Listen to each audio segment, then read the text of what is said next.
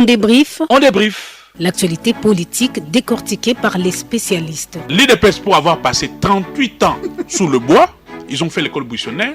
Aujourd'hui, ils ont un problème. Ils n'ont pas cerné les fondamentaux de la gestion. Je sais que j'essayais de taxer de tous les mots. On débrief. Chaque jour, de lundi à vendredi, de 15h30 à 17h, suivez les journalistes analyser sans complaisance l'actualité.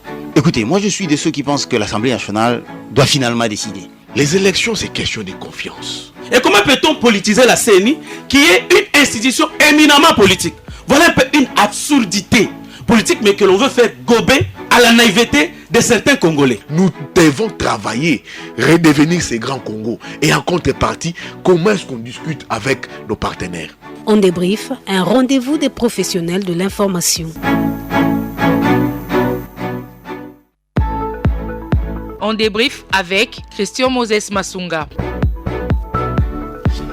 Vous êtes à l'écoute de RTGA-FM, votre radio, et bon après-midi à toutes et à tous, et bienvenue si vous nous rejoignez à ces nouveaux, si vous nous rejoignez bien évidemment dans ces premiers numéros de la semaine de votre émission En débrief, dont la réalisation et la mise en onde sont assurées de main de maître par Ngos Masela sous la coordination de Simon Kabamba. Célébration ce 1er mai de la Journée internationale du travail. Comment dépeindre les niveaux globaux de la qualité de l'emploi en République démocratique du Congo et de son évolution depuis 1960, date de l'indépendance, année de l'indépendance, à nos jours. C'est l'unique thématique d'aujourd'hui.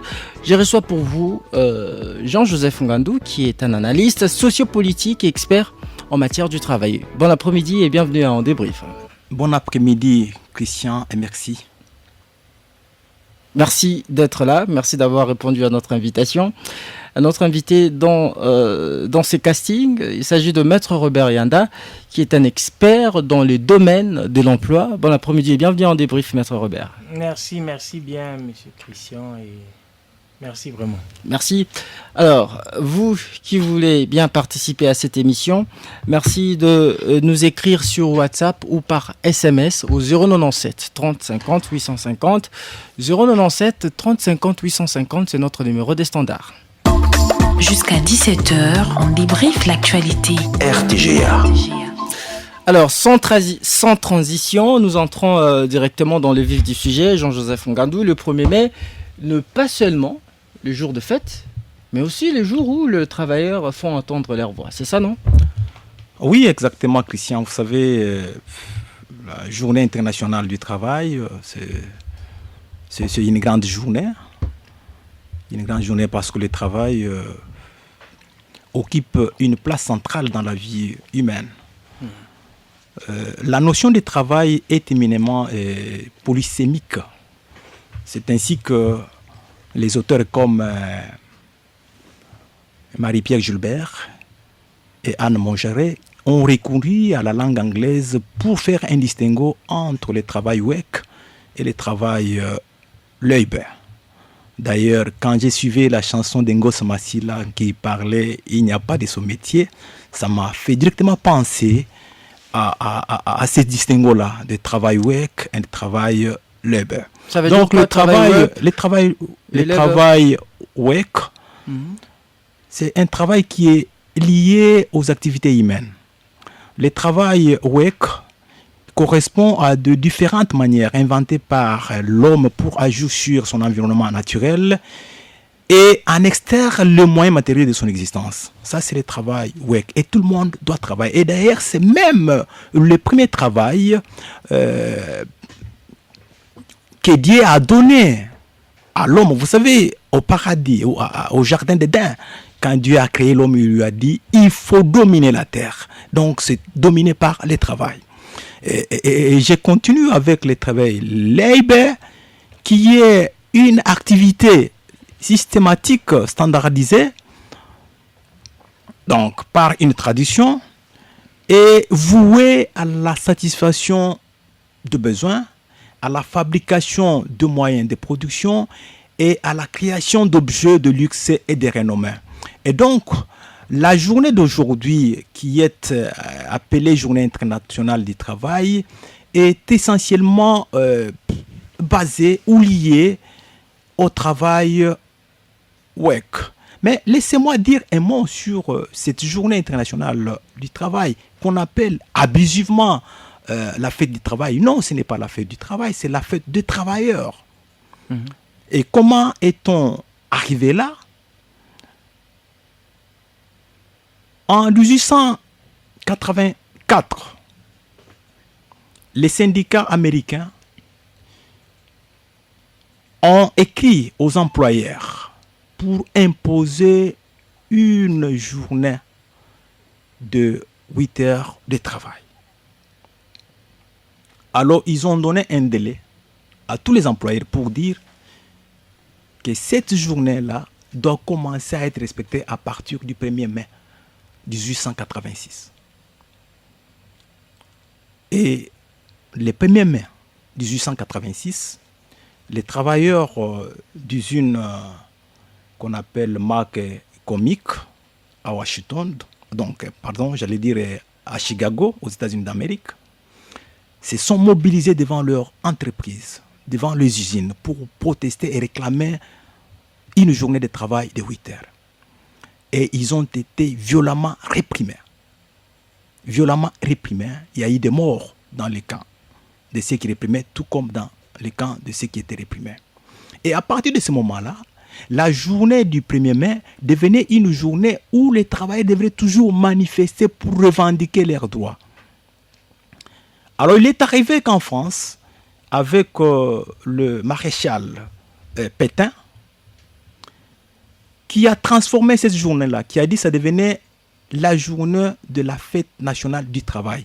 Pourquoi? C'est parce que pendant son règne, il savait que chaque fois qu'il y a manifestation le 1er mai, il faut que les forces de l'ordre interviennent. Et quand ils interviennent, on doit aboutir à... Il y avait usage disproportionné de la force. En fait, on va tuer, ainsi de suite. Et comme lui ne voulait pas que le sang coule, il a dit qu'il faut que l'on prenne les travailleurs, qu'on les mette à la réjouissance. Donc il faut transformer cette journée-là.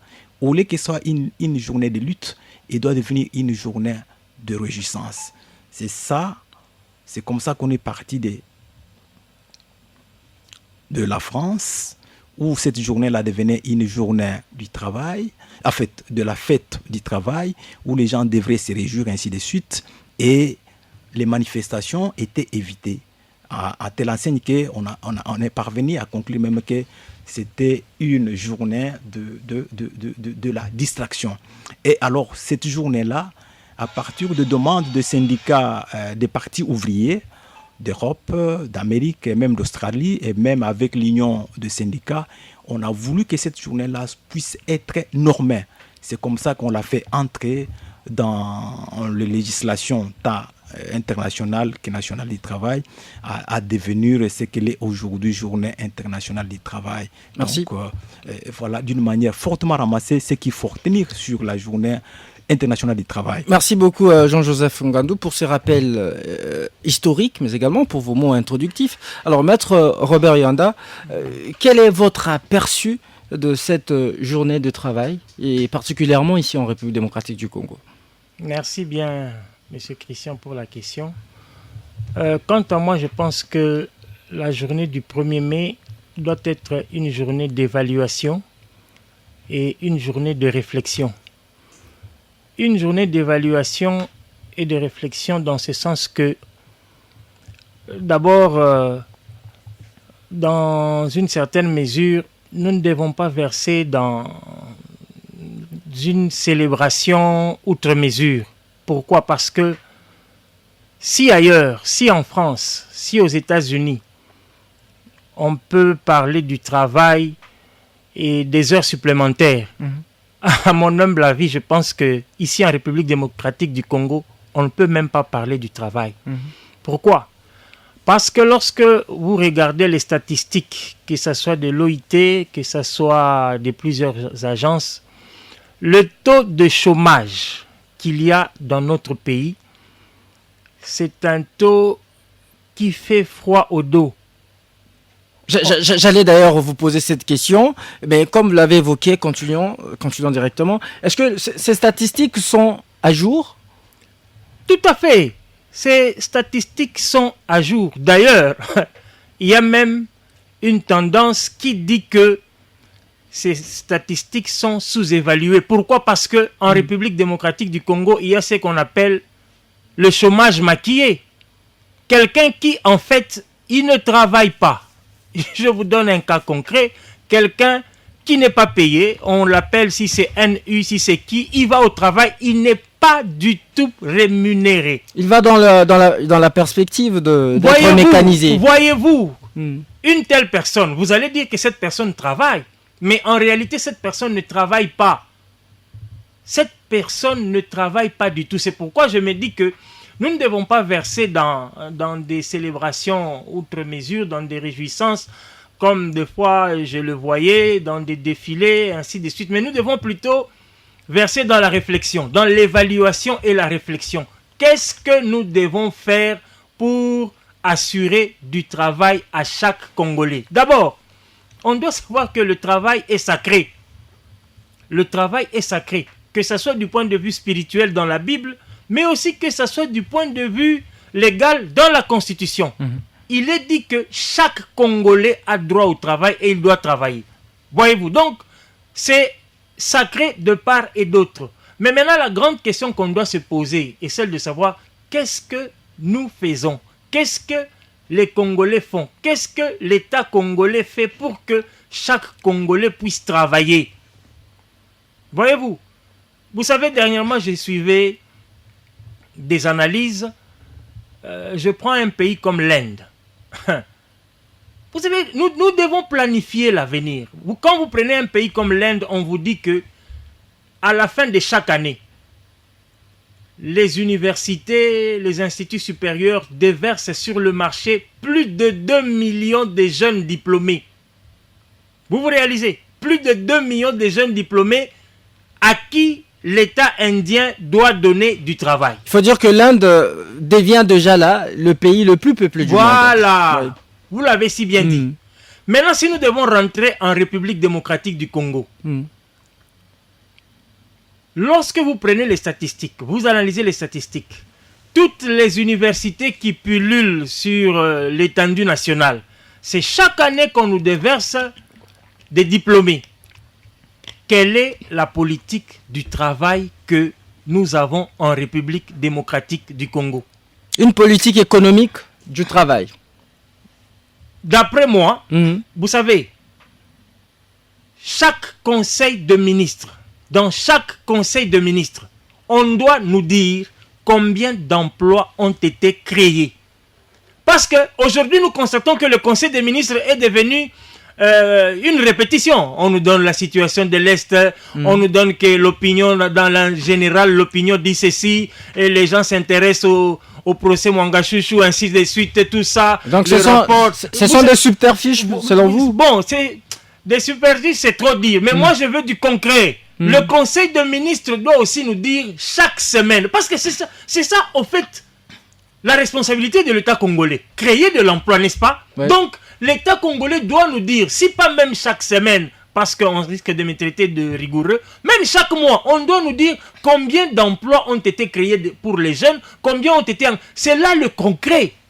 Voyez un peu dans quel sens moi je conçois la journée internationale du travail. Maître Robert Yanda, l'emploi demeure une des questions les plus préoccupantes, aussi bien au niveau individuel de citoyens. Des milliers de diplômés, vous l'avez dit, sont déversés sur le marché de l'emploi tous les ans, mais le boulot reste malheureusement introuvable. Est-ce que cela s'est justifié par le fait que le vieux, soit le vieillard, ne vont pas régulièrement en retraite? Je ne crois pas. Ma conception est la suivante. C'est que, aussi fort que vous êtes, la République démocratique du Congo aura besoin de vous à n'importe quel âge. Vous êtes en mesure de travailler à 70 ans, à 75 ans. La République démocratique du Congo a besoin de vous. Vous savez, les opportunités pour créer de l'emploi pour les jeunes sont innombrables en République démocratique du Congo. Les analystes ont démontré que si vous prenez 2 domaines principaux, et ces 2 domaines peuvent résorber à 70% le taux de chômage. Je cite ces deux domaines. Avant de citer ces deux domaines, maître, permettez-moi de renchérir que la plupart de ces jeunes diplômés deviennent de plus en plus des entrepreneurs parce que l'État est incapable de mettre à leur disposition des emplois. Il y a de ceux qui font de petites cabines téléphoniques pour au moins pouvoir survenir à leurs besoins. Oui, le mot que vous avez utilisé là, c'est un mot qui pèse fort pour moi. On ne peut pas l'utiliser. L'entrepreneuriat. Vraiment. Voyez-vous.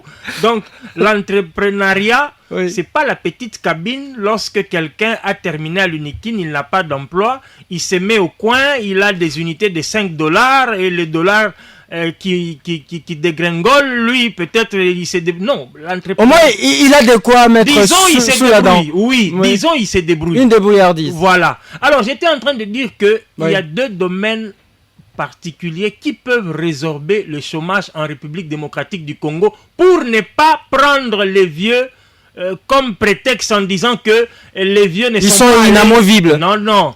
Vous savez, quand vous êtes compétent, quand vous êtes travailleur, vous pouvez être jeune et vous imposer. C'est question de compétence, c'est question de savoir comment s'y prendre. Alors, je disais donc qu'on peut exercer, on peut fructifier l'agriculture et le numérique. Nous avons l'une des plus grandes superficies de terres arables au monde. Voyez-vous? Donc, cela sous-entend que on peut créer de l'emploi avec l'agriculture. On peut élaborer une politique d'incitation des jeunes à aller pratiquer l'agriculture. Monsieur Christian, aujourd'hui, tout le monde fait le droit. Tout le monde fait la médecine. Tout le monde fait l'économie. Tous les jeunes, ils veulent ces facultés-là. Maintenant, qui fera l'agriculture? On laisse l'agriculture à ces pauvres mamans-là qui pratiquent une agriculture traditionnelle, dérisoire, ces mamans qui nourrissent la ville de Kinshasa avec les Matembele, les Ndunda. Mais où sont les jeunes qui peuvent aller à l'université, étudier l'agriculture et pratiquer une agriculture extensive au point que on peut récolter... Des ingénieurs agricoles. Voyez-vous, et nourrir toute la ville de Kinshasa. Où sont ces jeunes? Et ce n'est pas la faute à ces jeunes-là. La faute se revient à qui? La faute revient au gouvernement qui ne met pas en place une politique incitative. Aujourd'hui, et ce n'est pas un secret pour personne, on constate que quel est le domaine qui paye mieux au Congo? C'est la politique. Et pour faire la politique, il faut faire quoi? Soit le droit, soit l'économie. Alors, j'ai fait le droit, j'ai fait l'économie, je deviens ceci ou cela, mais en fin de compte, je deviens politicien. Pourquoi je deviens politicien? Parce qu'en politique, on amasse l'argent plus facilement qu'en tout autre domaine en République démocratique du Congo. Et les jeunes sont en train de voir.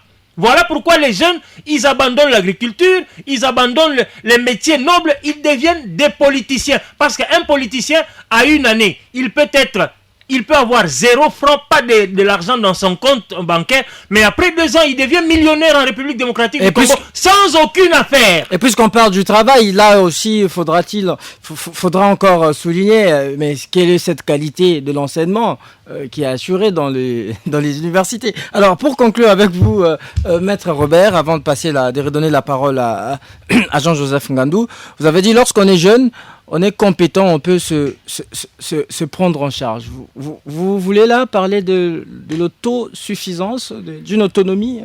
Oui, je voulais parler de l'autoprise en charge. L'autoprise en charge, oui. Je peux même répéter les paroles du président Kennedy qui disait que ne vous demandez pas ce que l'Amérique peut faire pour vous. Demandez-vous ce que vous pouvez faire pour l'Amérique. Donc, on peut dire aussi aux jeunes que ne vous demandez pas tellement ce que l'État congolais peut faire pour vous, mais posez-vous plutôt la question, ce que vous pouvez faire pour l'État congolais. Je sais que c'est difficile. Je ne soutiens pas, je ne cautionne pas la démission presque totale de l'État congolais. Mais seulement, si les jeunes croisent les bras, l'avenir, c'est la jeunesse. Qui peut relever le défi de la RDC demain? C'est la jeunesse. C'est par des innovations. C'est par l'intelligence. D'où il faut féliciter quand même ce jeune entrepreneur. Si bien que le mot vous dérange un peu. Oui, le mot là est trop fort. Vous savez, l'entrepreneuriat, c'est soigné, c'est encadré. L'entrepreneuriat, ce n'est pas une brutalité dans les affaires. L'entrepreneuriat, c'est une intelligence économique dans un domaine donné pour fructifier et avoir des bénéfices. Il y a même un programme mis en place par l'État, je crois bien pas d'MP, mais où l'État finance quand même les jeunes entrepreneurs, ceux-là qui ont des startups. Eh ben, il faut voir où est-ce qu'on en est. ça me fait rire. On en est où déjà? Et surtout que le président de la République avait dit qu'il va, dans son mandat, créer des jeunes millionnaires. Oui, j'aime bien ce que le chef de l'État avait dit. Bon, il faut maintenant que le gouvernement puisse accompagner le vœu, la vision du chef de l'État. Voyez-vous, créer des millionnaires, c'est possible en République démocratique du Congo. Je termine en disant ceci. Oui. Si en République démocratique du Congo, un Libanais, un Indien, un Indo-Pakistanais, il peut descendre à l'aéroport de Ndjili avec dans son sac 2 jeans, avec 2 ketch. Et 3 mois après, on l'appelle patron, on l'appelle boss. Pourquoi pas les Congolais qui vivent ici depuis leur naissance? C'est question de savoir s'y prendre. Le gouvernement doit mettre toutes les batteries en marche. On va revenir sur cette question des Indo-Pakistanais parce que ça fait aussi vraiment débat. Jean-Joseph Ngandou, quel bilan dressez-vous? Puisque vous avez vraiment un récit, un rappel historique. J'aimerais savoir quel bilan dressez-vous en matière du droit de travail en République démocratique du Congo depuis 1960, je l'avais dit, année de l'indépendance à nos jours. Merci Christian. Si j'ai voulu au début faire un distinguo entre travail WEC et travail Lober, c'est parce que je voudrais qu'on retienne des notions importantes lorsqu'on est dans le travail Lober. C'est-à-dire, le travail Lober comprend la main-d'œuvre et l'emploi. Donc, sans main-d'œuvre, on ne peut pas parler d'emploi. Donc, il n'y a pas d'emploi. Oui, il peut y avoir l'emploi, mais il n'y aura pas de travail. Et comme vice-versa. Alors, pour qu'on parle du travail Lober, il faut qu'on ait 2 composantes, notamment la main-d'œuvre et l'emploi. Et quand vous parlez de l'emploi, il faut savoir que l'État est pourvoyeur de l'emploi. Il y a des entreprises privées ou tenues par les détenteurs des capitaux et des moyens de production.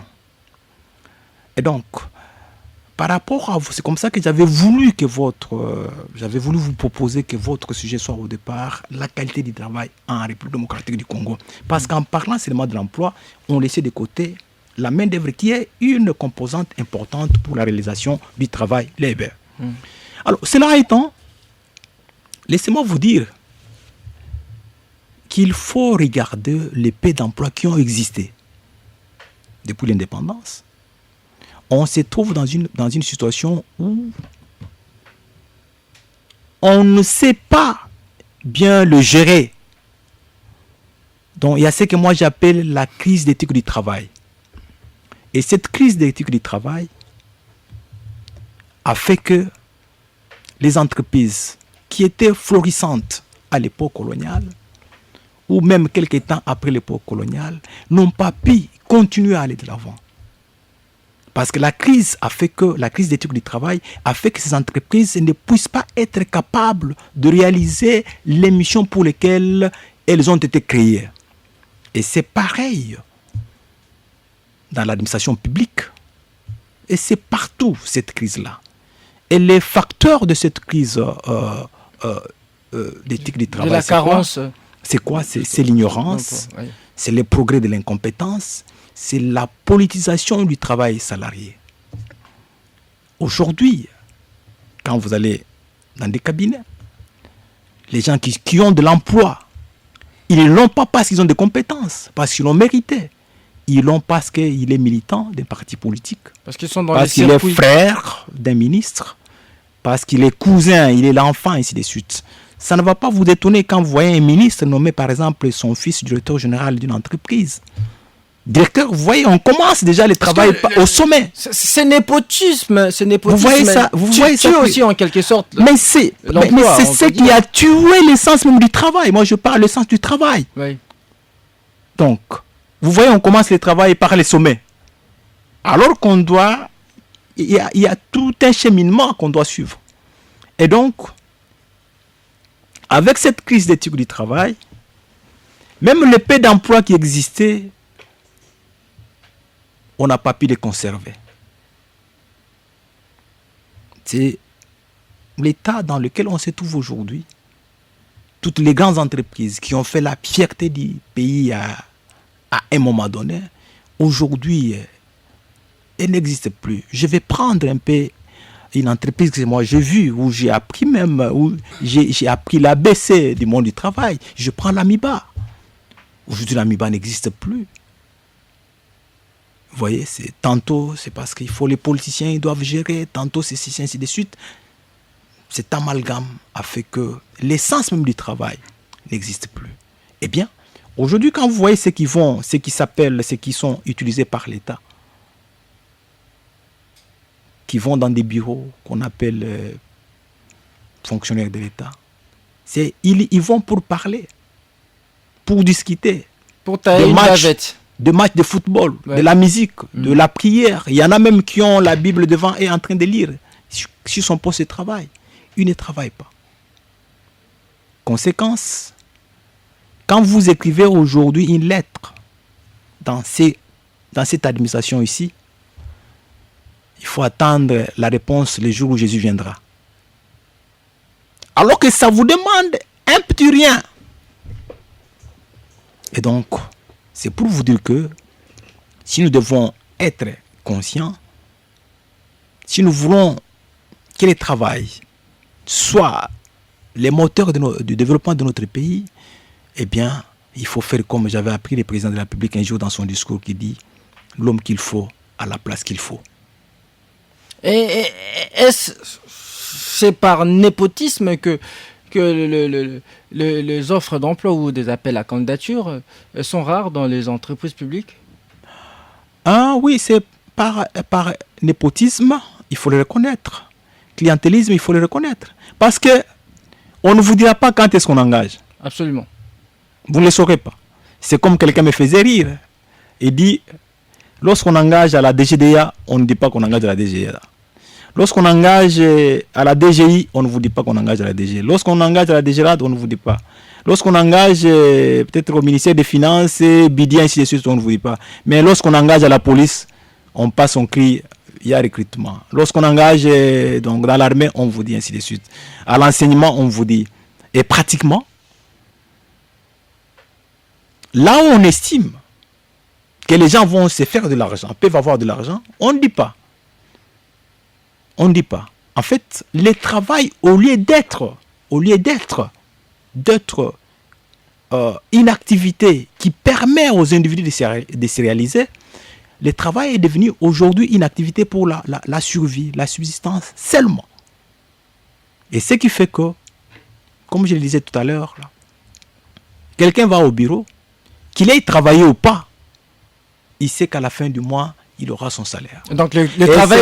C'est là que je condamne l'injustice légale des fois de l'État congolais. Pensez-vous que pour avoir un frère qui a donné un numéro matricule à X et à Y, et il veut attendre seulement l'argent comme ça, on lui donne comme ça là parce qu'il a un numéro matricule, il n'a pas travaillé. Et les autres qui n'ont pas eu de frère n'ont pas droit à ça. Et on va parler de la justice. Mais c'était juste ça. Et donc vous voulez dire, si j'ai bien compris, le travail ne construit pas les pays en RDC? Écoutez, non, je respecte bien le travail. Je respecte bien le travail. Si j'ai commencé par faire une distinction entre travail le B, travail le B et travail WEC, c'était pour faire montrer qu'est-ce qui peut faire évoluer le pays. En fait, quand, comme l'a dit mon co-débatteur, il a fait voir que le travail est sacré. Et notre constitution dit que chaque Congolais a le droit de contribuer au développement du pays par son travail. Vous voyez ça? Et donc le travail doit contribuer. Mais qui fait ce travail? Comment on le fait? Où est-ce qu'il y a évaluation? Qui a fait quoi? Qui fait quoi? Quand ça reste des questions qu'il faut répondre. Merci Jean-Joseph Ngandou. Je rappelle que vous êtes un analyste sociopolitique, mais également expert en matière Je suis expert en anthropobiologie du travail. Merci beaucoup. Merci. Alors, Maître Robert Yanda, vous êtes avocat, vous êtes juriste, mais aussi expert dans le domaine de l'emploi. Je vous pose cette même question. Quel bilan dressez-vous en matière du droit du travail en RDC depuis 1960 à nos jours? Oui, merci bien pour la question. Depuis 1960 à nos jours, le bilan est négatif. D'abord, le concept même travail. Avant 1960, donc, sous l'ère du colonialisme, le travail n'était pas libre. Le travail était une contrainte, c'était une corvée. Le travail n'était pas conçu comme une activité d'épanouissement de l'homme, mais plutôt comme une activité d'enrichissement de la colonie. Voyez-vous? Alors, à partir de 1960, la République démocratique du Congo est devenue un État indépendant. À cette époque-là, comme l'a dit mon co-débatteur, les Belges nous ont laissé un certain nombre d'entreprises. Et en passant, je vous signale que les statistiques m'indiquent qu'en 1960, les Belges nous avaient laissé à peu près 9000. Près de 10 000 entreprises. Voilà. Près de 10 000 entreprises. Oui, oui. Ouais. Près de 10 000 entreprises. Et qu'à ce jour, nous ne sommes pas même à 1000 au sens véritable de l'entreprise. Ouais. Alors, j'étais en train de dire que le bilan, d'après moi, est négatif. Pourquoi? Parce que de 1960 à 1970, il y a eu une petite embellie, il y a eu un effort de maintien, mais vers les années 70... Avec la zaïrianisation. Avec la zaïrianisation, avec beaucoup d'autres facteurs internes et externes, la crise internationale, la crise du pétrole, la mauvaise gestion plus particulièrement, il s'est fait que l'environnement socio-politique de la République démocratique du Congo s'est totalement dégradé, au point que le travail n'a plus de valeur jusqu'à ce jour. Je vous donne un cas concret, et ce cas m'a fait très mal au cœur. Vous avez parlé tout de suite là des vieux qui doivent quitter et que les jeunes doivent remplacer. Je vous donne un cas concret. Des agents de la GECAMINE, retraités, qui ont travaillé pour la Générale des Carrières et des Mines, la GECAMINE, l'une des plus grandes sociétés d'Afrique et même du monde vers les années 70 et 80. Ces gens ont été retraités vers les années 95, 2000, 2005. Ils ont attendu le décompte final. Réalisez-vous qu'ils n'ont jamais eu. Et au point que la plupart d'entre eux sont morts. Ouais. Dans l'entretemps, il y a quelqu'un qui postule comme député national en 2018 par plusieurs mécanismes que tout le monde connaît. Il devient qui? Député national. Il devient député national et par mois, on lui paye 21 000 $. Vous allez donner quel concept de travail aux Congolais? Qu'est-ce que vous pouvez dire aux enfants de ces agents de la GECAMINE qui sont décédés? Il faut travailler. 21 000 $, ça fait un peu mal aux oreilles de députés, eux-mêmes n'aiment pas entendre. Même si ce n'est pas 21 000 $. 21 000 $, oui. Même nous savons comment les choses se passent dans ce pays, M. Christian. Mais néanmoins, j'utilise ça comme symbole. Ces agents qui ont travaillé, qui ont donné le meilleur d'eux-mêmes pour la République, ils sont morts sans décompte final. Il y a des gens qui sont devenus des députés et ils ont le salaire qu'on ne veut pas citer. Quel concept, quelle notion de travail on va donner à ces jeunes, à ces enfants? Je reviens sur ce que je vous ai dit. Et donc il y a une disparité, il y a une inégalité sociale. Il y a une disparité, je ne vais pas mâcher les mots pour vous le dire. La politique tue le travail en République démocratique du Congo.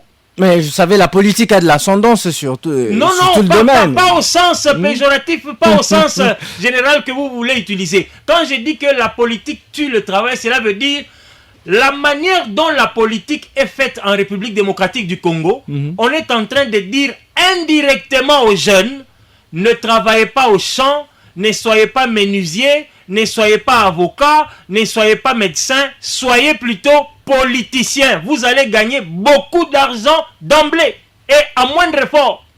Il suffit de rédiger 3 lignes, vous parlez d'une motion contre un ministre, votre compte bancaire est alimenté à $200,000. Revenons un peu à cette dégringolade du record des entreprises, du nombre des entreprises léguées par les colons. Est-ce que cela peut se justifier par le fait que les Congolais n'étaient pas bien préparés à gérer le secteur du travail?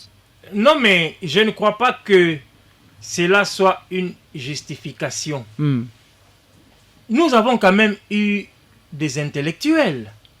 Il y a eu des intellectuels. Et vous n'allez pas me dire que lorsque ces entreprises fonctionnaient ici en République démocratique du Congo, c'est toute la Belgique qui était ici en train de gérer ces entreprises. C'était seulement quelques blancs.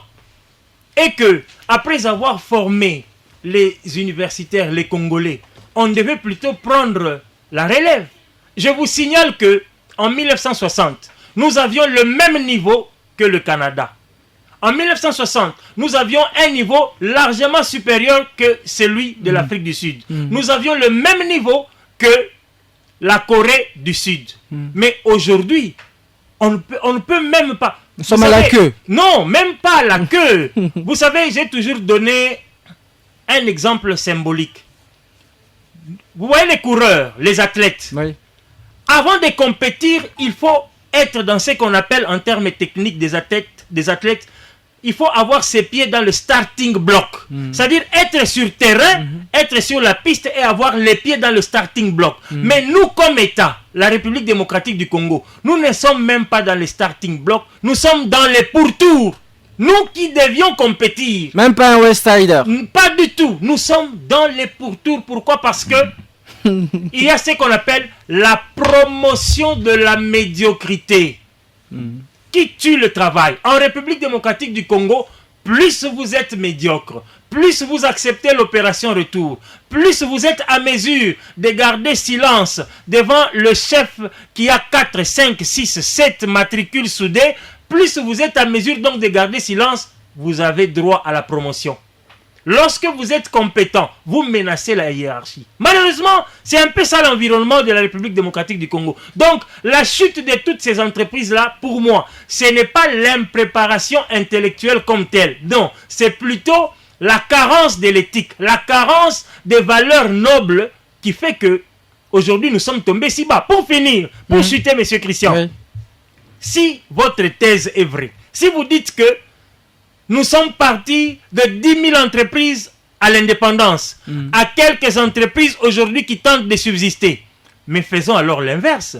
En ce temps-là, en 1960, il y avait 10 ou 15 universitaires, n'est-ce pas? Mais aujourd'hui, nous avons combien d'universitaires? Donc, si la thèse des universitaires était vraie, le nombre exagéré des universitaires que nous avons aujourd'hui, on devait relever le défi. Pourquoi on ne relève pas le défi? Ce n'est pas question de nombre, c'est question de qualité des valeurs morales. Merci Maître Robert Yanda. Jean-Joseph Ngandou, Christian Moses. J'allais dire, l'explosion démographique ici en RDC serait parmi le facteur qui menace l'emploi, d'autant plus que l'offre est trop faible par rapport à la demande. Est-ce que vous confirmez cela? Non, ce n'est par contre, l'explosion démographique devrait aider. Mais devrait aider. En 1960, nous n'avions pas le même nombre d'habitants. Le problème n'est pas lié, à la quantité des Congolais, si vous voulez. Mais les problèmes, comme je l'ai dit, c'est les problèmes de la crise d'éthique du travail. Et cette crise-là, on la retrouve chez les dirigeants. Une crise criante. Oui, qui est très aiguë. On la trouve partout. Alors, à telle enseigne que lorsqu'on nomme un mandateur, il se voit directement jouisseur. C'est tout ce qu'il fait. Il vient, il pille et il met l'entreprise par terre. C'est tout ce qu'il y a. Il faut regarder, ils vont multiplier des réunions. Imaginez-vous, Christian, vous êtes un mandateur. Vous êtes payé par l'État congolais parce que vous êtes mandataire. Mais quand vous présidez une réunion, on doit vous payer, ce n'est pas une prime. Il y a un jeton de présence. Vous voyez ça? Vous êtes un mandataire. Vous ne faites pas produire, vous ne faites pas gagner à l'entreprise. On ne vous demande même pas des comptes. Vous allez mettre l'entreprise par terre, vous allez quitter, personne ne peut vous poursuivre. Un pays où les dirigeants ne répondent pas de leurs actes, ce pays-là ne peut pas se développer. C'est par là qu'il faut partir. Donc l'impunité est devenue une norme. C'est pratiquement ça. Comme vous l'avez dit. En d'autres termes, si on peut le dire. C'est comme vous l'avez dit. En Suisse, en 1900, parce que quand on parle emploi, il faut avoir d'un côté l'État comme employeur, d'ailleurs le plus grand employeur, et de l'autre, les détenteurs de capitaux privés qui ont des moyens de production, qui créent les entreprises. Parce que quand ils créent les entreprises, ils vont prendre la main-d'œuvre. Mais là, le problème se situe au niveau même de l'application des normes du travail. Ok? Vous employez les gens, même si vous avez une entreprise de 10 travailleurs, ainsi de suite. Comment vous les traitez? Mais parce que vous voulez que nous, moi je souhaite que nous restions d'abord chez l'État, qui est les grands employeurs. Regarde tous ces gens-là qui ont des postes de responsabilité. Qu'est-ce qu'ils font? Et d'abord, on peut nommer quelqu'un qui ne maîtrise rien. Comme le dit mon co-débatteur, je ne vais pas soutenir ce qui dit que la politique tue le travail, mais je voudrais plutôt, parce que quand vous regardez la politique, nous avons par exemple 500 députés, nous avons un poste d'un président de la République, 500 postes pour les députés nationaux, 100 quelque chose pour le 108 pour les sénateurs, et un poste pour le premier ministre. Sans compter les députés provinciaux. Donc ça vous fera que si vous faites, je ne sais pas, si vous pouvez arriver à plus d'1 million. Mais nous sommes dans un pays de plus de 80 millions d'habitants. Alors, ce qui est faisable, c'est quoi? C'est de ramener tout le monde à l'éthique du travail. C'est de ramener tout le monde à la justice. Faire qu'il y ait la répartition équitable de revenus. Comment y parvenir? Ah, mais il faut, comme disait Lumumba disait qu'il faut élaborer les lois plus justes. Quand vous regardez tout ce qui est pris comme norme du travail ici, j'ai vu le co-débatteur maître qui a mené son cours du travail là-bas. Quand vous parcourez tout ce qui est dans ce recueil-là, nulle part il est fait mention d'une sanction pour celui qui est censé utiliser ces codes du travail. J'ai vu les inspecteurs du travail faire licencier les gens abusivement. Mais ils sont là. Ils ne sont pas inquiétés. Et donc, le problème se pose au niveau de la crise d'éthique du travail. Les problèmes se posent au niveau de nos mêmes du travail. Les problèmes, donc, on dirait il est global. Alors, il faut avoir le courage de recommencer, de dire voilà, il faut être honnête. Parce que, comme disait Montaigne disait que le premier trait de la corruption des mœurs, c'est la banalisation de la vérité. La vérité est que aujourd'hui, la crise éthique du travail est à la base de la perte du sens même du travail. Je vous redonne la parole. D'accord. Vous avez soulevé un point aussi important. D'accord. Alors, Maître Robert, venez de suivre votre co-débatteur qui a parlé des licenciements abusifs. Vous avez pu créer un logiciel au nom de Licenciemètre. Qu'est-ce que c'est que ça? Oui, merci bien, Monsieur Christian, pour la parole. Effectivement, j'ai mis au point un logiciel qui est une application d'analyse de la résiliation du contrat de travail. C'est un logiciel qui permet d'éviter les licenciements abusifs qui sont fréquents, qui sont récurrents dans les entreprises. Donc, parce que lorsque vous analysez l'évolution de l'emploi, n'oublions pas notre thème, lorsqu'on analyse l'évolution de l'emploi des années 60 jusqu'à ce jour, nous allons constater que l'une des principales menaces, effectivement, comme l'a dit mon co-débatteur, c'est le licenciement abusif. Le travailleur, il est à la merci de l'employeur et l'employeur, souvent, il licencie soit par ignorance, soit par mégarde, soit par erreur, soit aussi par défi. Ça, c'est dans le secteur privé ou public? Tant privé que public. Donc, on le voit dans les entreprises publiques, on le voit dans les entreprises privées. Mais il y a quand même des syndicats dans les entreprises publiques. Mais ils ont quelle force? Lorsque l'employeur a décidé de licencier, et les syndicats, ils n'ont pas la force nécessaire pour s'y opposer, ou bien des fois, nous avons des entreprises où il n'y a même pas de syndicats. Il y en a. Alors, les auditeurs peuvent être intéressés. Comment fonctionne votre licenciemètre? Oui, le logiciel licenciemètre est sur Internet, sur le site www.licenciemètre.com. C'est un logiciel destiné aux employeurs. Lorsqu'un employeur s'abonne à ce logiciel, il aura un compte et son mot de passe. Et en utilisant ce logiciel, pour chaque cas de résiliation de contrat de travail, le logiciel lui dira si la résiliation est régulière ou pas.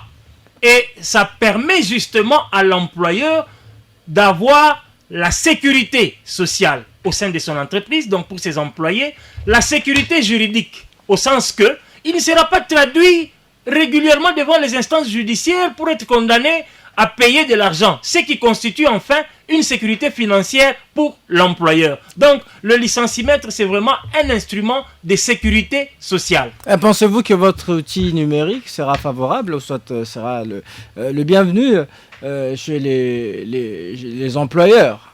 Moi, je pense que tous les employeurs ne sont pas de mauvaise foi. Pourquoi? Je vois encore la circulaire du ministère du Portefeuille.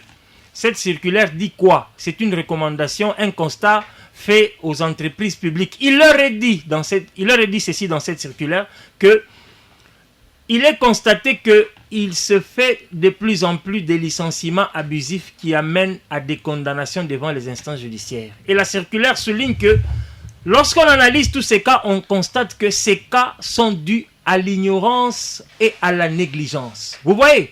À l'ignorance et à la négligence. Alors, lorsqu'on leur amène un outil qui permet d'éviter l'ignorance, d'éviter les erreurs, moi je pense que l'employeur ne peut que s'en réjouir. Je vous donne un cas concret. 45 à 50% des licenciements abusifs sont dus à des erreurs sur les délais de préavis, le délai de ceci. Or, avec l'utilisation du logiciel licenciemètre, ces erreurs sont totalement à exclure. Là, maintenant, le bénéfice c'est quoi? Le bénéfice c'est que lorsqu'on exclut totalement ces erreurs, ça profite à l'employeur. Il n'y aura pas pour ces cas de licenciement abusif, il n'y aura pas de condamnation devant les instances judiciaires et la trésorerie de l'employeur sera épargnée. Alors, Jean-Joseph Ngandou, comment vous trouvez l'initiative de votre co-débatteur? Et apparemment, c'est une première en RDC, avoir un outil qui évite des licenciements abusifs. Ah oui, Christian, je l'apprends ici même.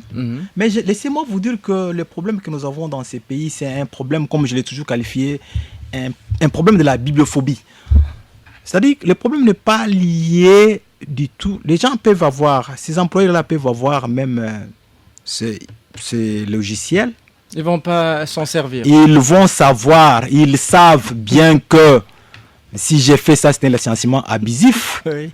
Mais comme je parlais de la crise des trucs du travail, il va rejeter ça.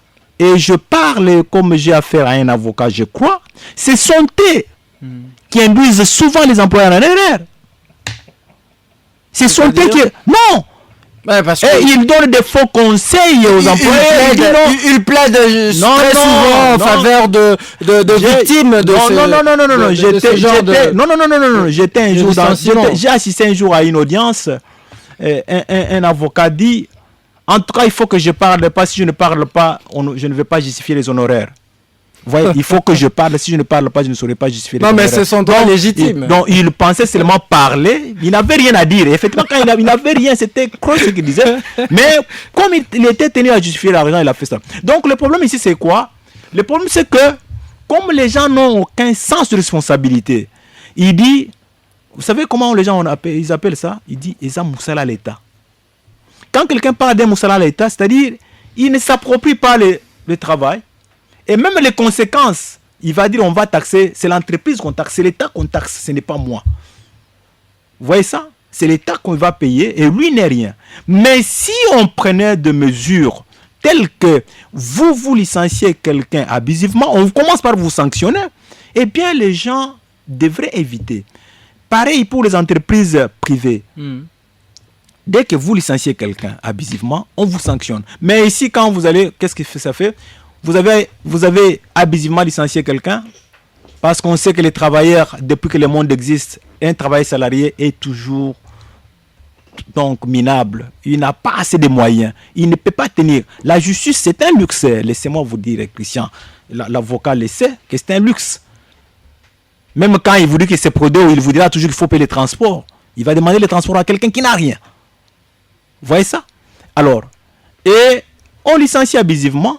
Ils savent. J'ai déjà entendu un employeur dire un jour, il dit, même s'il faut dépenser des millions, je vais dépenser. On va aller. Et donc, on vous fait licencier abusivement. On va avec vous à l'inspection du travail. L'inspection du travail prend la cause ou il se met au bon côté de la table de celui qui offre mieux. Et vous allez même au tribunal du travail. On donne toujours tort aux pauvres travailleurs. Parce qu'il est perdant au départ. Parce que les normes sociales ne sont pas respectées. Est-ce qu'on peut dire, Jean-Joseph Ngandou, que l'État est défaillant en ce qui concerne la protection de travail, du droit de travail des Congolais? Je veux quand même évoquer... oui, moi j'accepte. Je veux quand même la situation de travailleurs des Congolais, ceux-là qui travaillent chez les Indo-Pakistanais, ils sont maltraités, ils travaillent au-delà... en fait, leur rémunération n'est pas proportionnelle au temps du travail et ils n'ont que ça comme travail, ils ne savent pas quitter cet emploi. Voilà, l'État est une personne morale, mais qui a deux personnes physiques comme auxiliaires. Dans le cas d'espèce, l'État a comme un service technique l'inspection générale du travail pour les privés. Et même dans l'administration publique, j'ai appris qu'il y a l'inspection générale de l'administration. Donc, ce sont ces gens-là qui sont censés descendre dans les entreprises pour faire respecter la loi. Moi qui vous parle, je suis derrière un dossier de 2 délégués syndicaux qui ont été licenciés dans une ONG de la place ici. Mais le ministre ne dit rien jusqu'au jour d'aujourd'hui. L'inspection du travail ne dit rien. Et pourtant, ces gens-là sont licenciés abusivement. Mais s'il y avait des lois, si on pouvait sanctionner par exemple le ministre parce que vous n'avez pas fait votre travail, on vous sanctionne. Si on pouvait sanctionner l'inspecteur du travail parce que vous n'avez pas fait votre travail, et on avancerait bien. Mais tant que ceux qui violent les lois sociales ne sont pas punis, en fait, Christian, ils vont aller comme ils l'entendent et comme ils le veulent. Je rappelle, donc, la situation des travailleurs des Indo-Pakistanais que vous évoquez, elle ne date pas d'aujourd'hui. Ils sont allés en grève plusieurs fois, mais il n'y a jamais eu de solution. Ils ont fait ceci, tout ça. Et l'ironie sort tellement que leurs employeurs ont compris que l'État ne les protège pas. En fait, maintenant, ils sont à la merci de ces gens-là. Pourquoi? Parce qu'on n'applique pas les dispositions de nos lois. Il est important que tout celui qui a la responsabilité dans ce monde du travail fasse quand même quelque chose. Alors, mais, quand il ne fait rien, regarde, on lui dit, vous savez, aujourd'hui, les employeurs n'ont pas peur de l'État. Ils n'ont peur de rien. Ils ne comptent que sur leur argent. Mais c'est dangereux ça. Ils ont des abris. Dans un pays où les gens ne respectent pas la loi, ils comptent sur l'argent. Mais c'est dangereux ça. Donc ils vont acheter tout le monde ici. On va acheter, c'est fini. Et c'est dangereux. Alors, je rappelle notre numéro de contact. Si vous voulez bien participer à cette émission, Merci de nous écrire au 097 30 50 850. 097 30 50 850, c'est notre numéro de contact. Envoyez-nous des messages si vous avez des questions à poser aux invités avec qui je suis sur ces plateaux. Ce sont des experts en matière de droit. Ils vous répondront. Alors, Maître Robert Yanda, comment s'applique le salaire minimum interprofessionnel garanti, le SMIC, et dont les taux s'élèvent environ à $5 américains? Merci, M. Christian, pour la question sur le SMIC. Mais souffrez que je reviens sur ce qu'a dit mon co-débatteur. Je vais revenir sur 2 points. Allez-y. Ok. D'abord, concernant les avocats, mon co-débatteur doit prendre de la hauteur. Je l'ai suivi tout à l'heure quand moi j'ai dit que c'est la politique qui tue le travail. Il a eu peur de répéter mes mots. Il a dit je ne peux pas le soutenir. Mais il veut condamner les avocats en disant que non. Vous justifiez vos honoraires. Ce sont les avocats. En disant ne serait-ce qu'un mot. Ce sont les avocats qui font chuter les employeurs. Non. Les avocats ne font jamais chuter les employeurs. Les employeurs décident en âme et conscience. Les avocats sont loin de leurs décisions. Et lorsque les avocats interviennent devant les instances, c'est pour défendre le droit. Ils sont dans l'exercice légal de leur profession. Ils ne font rien de mal. Que cela soit retenu.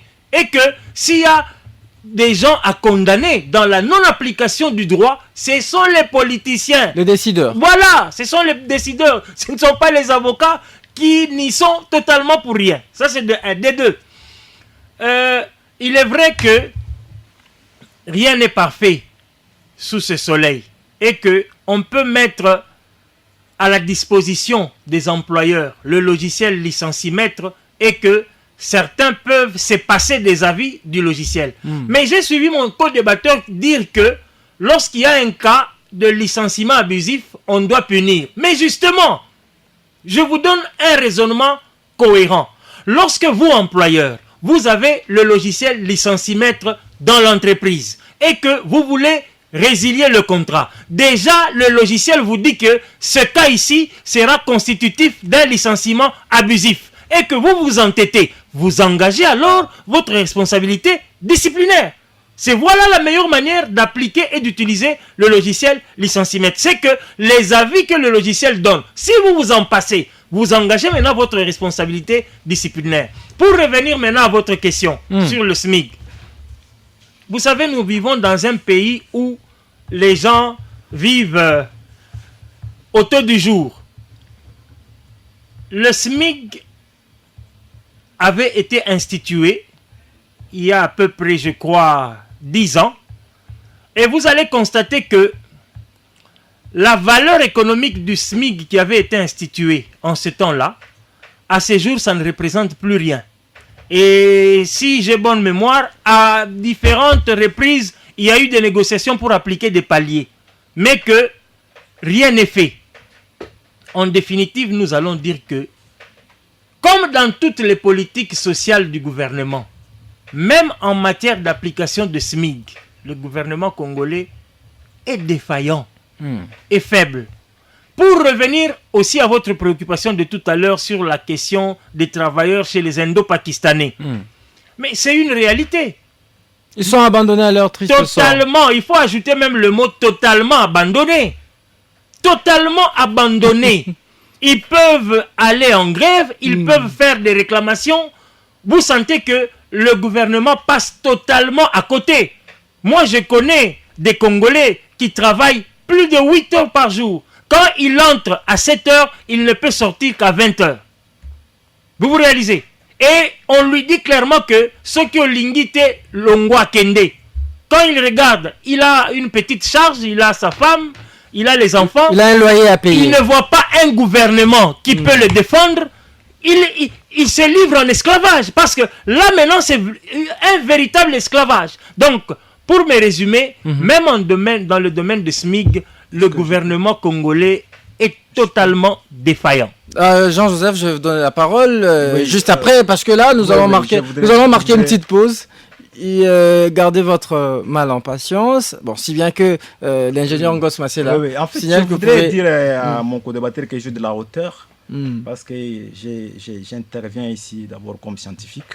Je ne fais pas exposer ici les états d'âme. Je lui dis que il y a, si lui ne le fait pas, mais il y a certains de ses collègues qui font ça. Je n'ai pas peur de le dire. Je n'ai pas peur de dire. Je n'ai pas peur de parler de la politique. Parce que je sais c'est quoi la politique. Qui est-ce que je responsabilise quand je parle de politique, je responsabilise qui? Personne. Mais ici, j'ai montré que il y a violation des normes du travail, parfois avec la contribution, avec la collaboration de certains avocats. Il ne peut pas, parce que je parle de ce que j'ai vécu. Moi, je suis dans la recherche de l'ordinaire. De cas isolés. Moi, je suis dans la recherche de l'ordinaire. Donc, je ne parle que de ce que j'ai vécu. Et s'il veut, en aparté, je pourrais lui dire, voilà, tel ce qu'il avait dit. Je mets de côté ça. Je reviens pour lui dire que si la loi qui a une contrainte n'est pas respectée, a fortiori un logiciel qui est à laisser reprendre. Parce que vous n'aidez seulement que l'employeur regarde. Mais il n'y a pas de contrainte. Ce logiciel ne l'impose pas. Mais la loi lui dit voilà ce que vous devez faire. Alors moi je pense qu'il est plus facile à respecter la loi qu'à respecter le logiciel. Et donc, lorsqu'on a une conscience émoussée, on ne va pas sentir. Avec l'éthique du travail que vous avez évoqué, on peut aussi respecter le logiciel. Donc c'est comme ça que j'ai dit à mon co-débatteur que j'ai toujours été très cohérent et très logique dans mon discours. J'ai un discours très rationnel. Et je lui dis que il y a plus d'intérêt que l'on fasse respecter les normes que le logiciel. Le logiciel, c'est très bien. Pour les travailleurs consciencieux, oui. En fait, les employeurs consciencieux, oui. Ça va aller. Merci. Mais les employeurs inconscients, ce n'est qu'une peine perdue. Merci à Jean-Joseph Ngando. On va marquer une petite pause. Je rappelle notre numéro de contact. Continuez à nous envoyer vos messages au 097 30 50 850. 097 30 50 850. On va lire vos messages juste après la pause. Entre-temps, je signale que je suis avec Maître Robert Yanda, qui est un expert dans le domaine du travail, mais également avec Jean-Joseph Ngando, lui aussi, c'est un analyste sociopolitique, mais également expert en matière du travail. Jusqu'à 17h, on débriefe l'actualité. RTGA. Jusqu'à 17h, on débriefe l'actualité. RTGA. Et voilà, nous sommes de retour dans ces studios bleu-blanc de RTGA FM. Nous parlons aujourd'hui de la célébration ce 1er mai de la Journée internationale du travail. Comment dépeindre les niveaux globaux de la qualité de l'emploi en République démocratique du Congo et son évolution depuis 1960 à nos jours. Alors, je suis avec Maître Robert Yanda. Il est expert dans le domaine de l'emploi, mais également Jean-Joseph Ngando. Lui, il est analyste sociopolitique et expert en matière du travail. Alors, Jean-Joseph Ngando, j'allais vous poser cette question. Dans les secteurs privés, je vais dire de manière plus globale, est-ce que le travailleur congolais vivent de leur salaire? Ah oui, non. Dire qu'ils vivent de leur salaire, non. Parce que cette question-là me fait penser à Lumumba qui disait que nous avons travaillé pour avoir des salaires qui ne nous permettaient pas de nourrir ou de loger nos enfants ou nos épouses comme des êtres chers. C'est difficile de dire que tous les salariés ou tous les employés salariés du secteur privé sont bien payés. Mais il y en a aussi qui sont bien payés. Parce qu'il faut toujours il faut relativiser les choses. Il y en a qui sont bien payés, qui peuvent peut-être nouer les débuts du mois avec leur salaire, leur rémunération. Mais il y en a nombreux qui ne sont pas bien payés. Alors, et pourquoi c'est là? C'est parce que les normes, toujours comme je l'ai dit tantôt là, ne sont pas respectées. Et pourquoi les normes ne sont pas respectées? C'est parce que celles-là qui sont censées contrôler l'application des normes sociales ne le font pas.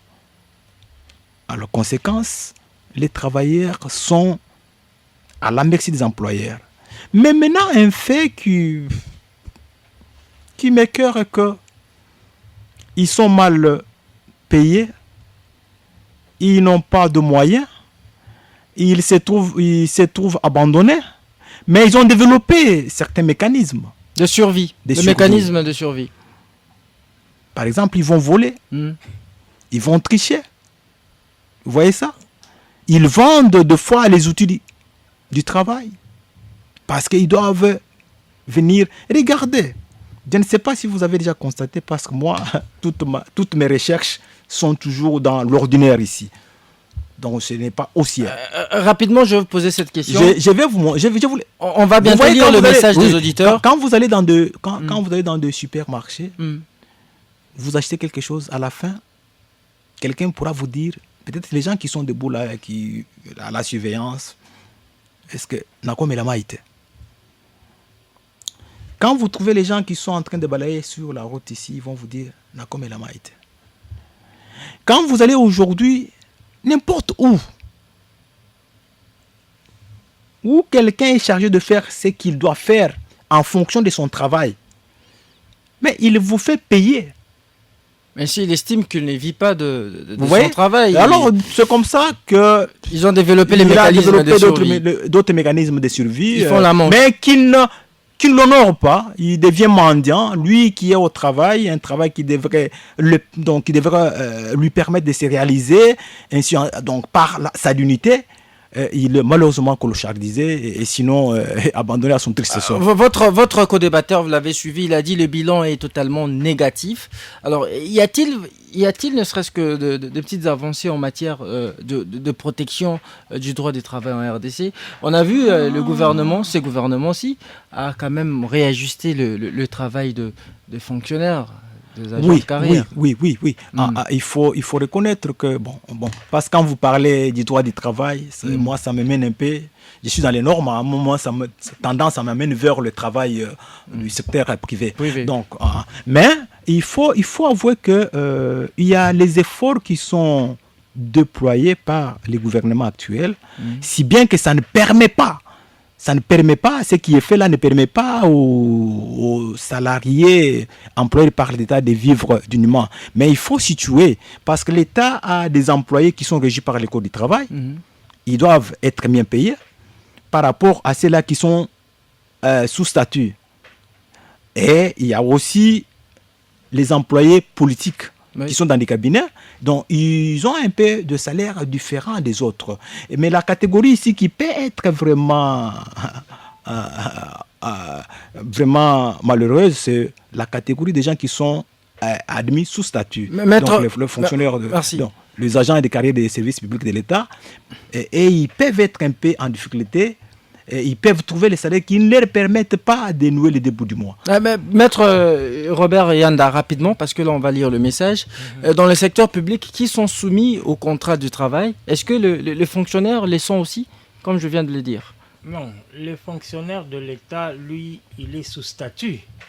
Dans le domaine public, disons, ceux qui ont pour employeur l'État congolais et qui sont soumis au code du travail, c'est plus particulièrement les travailleurs qui sont dans les entreprises publiques. Vous avez par exemple la Régie des eaux, vous avez par exemple la SNEL et ainsi de suite. Ils sont soumis, même dans les établissements publics de l'État. Par exemple la FICIN. Oui, ces agents-là sont soumis au code du travail. On leur applique le code du travail. Mais les fonctionnaires, eux, ils ne sont pas... On ne peut pas leur appliquer le code du travail. Mais néanmoins, la notion de la valeur du travail, la notion du caractère sacré du travail, ça ne concerne pas seulement ceux qui sont soumis au code du travail, ça concerne tous ceux qui travaillent, secteur public ou secteur privé. Merci. On va lire le message des auditeurs. Il y a cet auditeur qui dit « Salut estimés journalistes et aux invités. Pour la sortie de l'Union sacrée, intervenant avec le statut du Congolais. » C'est pas notre thématique du jour. On ne sait pas lire ces longs messages. Bonjour Moses, 1er mai, journée à laquelle les travailleurs, c'est le jour où les travailleurs commémorent les combats menés par les ouvriers américains qui réclamaient 8 heures de travail. En ce jour, au-delà de la célébration, l'État doit réfléchir sur la politique de l'emploi, l'amélioration des conditions des travailleurs congolais. C'est Jacob Bohémé Mavungu. Bonsoir Christian Moses. Aujourd'hui, c'est une journée des travailleurs, de ceux qui sont au pouvoir. Pas nous, le peuple souverain. Pour nous, nous mangeons que des promesses sur promesses depuis les années comme preuve. Nous sommes enseignants jusqu'aujourd'hui, nous sommes impayés. Comment pouvons-nous fêter avec ces maigres salaires qu'on nous donne vraiment, c'est une malédiction d'être né au Congo. Nous avons fait des analyses les années passées, nous continuons à les faire, mais rien n'échange. Les autorités qu'on nous impose n'ont pas les cœurs humains, ils travaillent pour leur ventre et leurs enfants. Et Ed Bambela depuis Kanluka. Autre message, bonjour, c'est pas notre thématique. Restons dans la thématique. Cet auditeur dit salut RTGA, je vous suis depuis Ndjidi quartier 1, l'émission est très pertinente. Nous qui travaillons chez les Libanais, nous souffrons beaucoup avec un taux de jour très faible. Nous demandons dans notre État d'avoir une politique de bien vouloir trouver une solution pour les travailleurs du Congo. Merci pour les castings d'aujourd'hui, c'est Daniel Nsingi depuis quartier 1. Bonjour RTGA, je souhaite une bonne fête de travail, des travailleurs, il dit, malgré le maigre salaire qu'ils reçoivent dans l'impayement, avec un taux contraire au taux budgétaire. L'État est auteur de la misère, le chômage qui mine donc.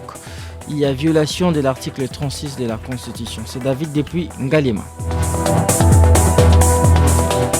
Salut RTGA, c'est Dani Bekumu à Matete. L'État congolais doit avoir un œil très regardant aux entrepreneurs congolais qui œuvrent dans la sous-traitance. Là-bas, les Congolais souffrent à un niveau que vous ne pouvez pas imaginer. Bonjour, pose la question à celui de l'Union sacrée. Il n'y a pas quelqu'un de l'Union sacrée ici. Il dit, est-il normal qu'un enseignant qui revendique son droit soit désactivé du fichier de paye dans un pays démocratique? Nous sommes un collectif des enseignants, 2500 enseignants désactivés abusivement et réactivés 6 mois après, mais Bokoki Kosenga ba arriérité comme preuve, moi, leur porte-parole, je suis sans salaire, ça fait 3 mois, et remplacé frauduleusement par un inconnu non enseignant. Question, Mbongo Batia Wapi, Akenda Wapi, et voilà. Un message non signé. On va lire les 3 derniers messages. Voilà. Bonjour, ma radio. Le problème des employés et employeurs que l'État voit dans la société des gardiennages en particulier, on ne cite pas les noms ici. On ne va pas citer ces noms. 5e rue, comment les Congolais sont en complicité avec les expatriés au détriment de la jeunesse qui travaille durement avec des consignes plus que armées. JC 5436 depuis Kinkole. Please, besoin du numéro de WhatsApp de monsieur Jean-Joseph Nganto. Merci. Jean-Joseph Nganto, on vous demande votre numéro 0994 994 872. Merci. Maître Robert Yanda, je vous donne la parole pour conclure. Merci. Ah, attendez. Jean-Joseph, vous pouvez recommencer votre numéro 0994 994 872. Merci. Continuez, maître. Merci pour la parole. Donc, mon numéro, c'est... Et votre numéro aussi est intéressant pour ceux qui veulent souscrire au licenciemètre. Ok. Donc, mon numéro, c'est le 081 659 0421. Je reprends 081 659 0421. Le licenciemètre est sur le www.licenciemètre.com qui est une application de prévention des résiliations des contrats de travail mis à la disposition des employeurs. Merci. Jean-Joseph, vous concluez aussi. En fait, j'ai suivi tous les messages, mais J'avais 10 secondes. Oui, je voudrais dire à mon compatriote ici qui dit que c'est une malédiction d'être non au Congo. Non, nous devons nous mettre debout pour revendiquer nos droits, réclamer et dire à ceux qui nous exploitent de ne plus nous exploiter. C'est ce que nous devons faire. Mais sinon, si nous disons non, malédiction, c'est-à-dire que nous leur disons d'aller de l'avant. Et là, nous sommes des victimes complices. Merci Jean-Joseph Ngandou. C'était un plaisir pour moi de vous recevoir dans ce studio, vous et votre co-débatteur, Maître Robert Yanda. Cette émission a connu le concours technique de Ngos Masela qui était sur les manettes. Christian Moses Masonga qui vous parle, vous l'a présenté sous la coordination des Simon Kabamba. Merci de votre fidélité à RTGA FM. Restez avec nous et bonne suite de nos programmes. À très vite. Jusqu'à 17h, on débriefe l'actualité. RTGA.